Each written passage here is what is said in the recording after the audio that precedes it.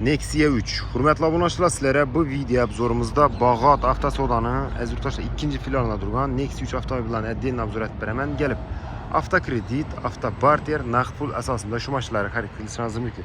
Azurtaşda sizlardan shuni sotadigan mashinalar bo'lsa, bemalol olib kelaverasizlar. Akasingizlar gelishsak naqd olamiz, gelishmasak sotib berish variant orqali savdo qilamiz. Savdo zo'r qo'ldan kelincha akasingizlar mashina olish, sotish temani shuda bitirasizlar. Mexanika 2020 yil ishlab chiqarilgan Nexia 3 60 ming probeg yurgan yumshoq bo'lgan metan gazlari bor. Avtomobilimiz diniq holatda. 113 milyon so'm, 30 milyon bilan kredit beramiz, 2600 ming so'mdan chiqib turibdi. Bu 5 yilga kredit chiqadi. Navbatdagi mexanika Nexia 3'imiz Azurtaşlar 2019 yil 79 ming yurgan. Avtomobilimiz metan gazlari bor, mexanika 95 milyon so'm, 18 milyon bilan kredit beramiz, 3 yilga kredit chiqadi, 4 milyon 500 dan tushib turibdi. Nexia 3 mexanika, majigar, yumshoq bo'lgan, chexol, polik, shumka, hemen joyi shunga kirgan. Polni. Avtomobilimiz avtosozda sotuvda 2009 yil 98 mingga metani bor. Bahosi 93 milyon so'm, 17 milyon bilan kredit beramiz, 4 milyon 400 dan 3 yilga kredit chiqadi.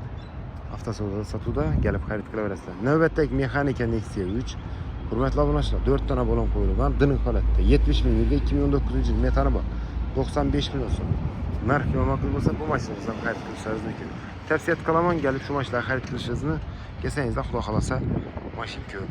Captiva deysizlarmi, Cobalt deysizlarmi, Gentra'lara Viver ko'p. Kelaverasizlar, rahmat. Azurtaşda kuzatib o'tirganlaringiz uchun.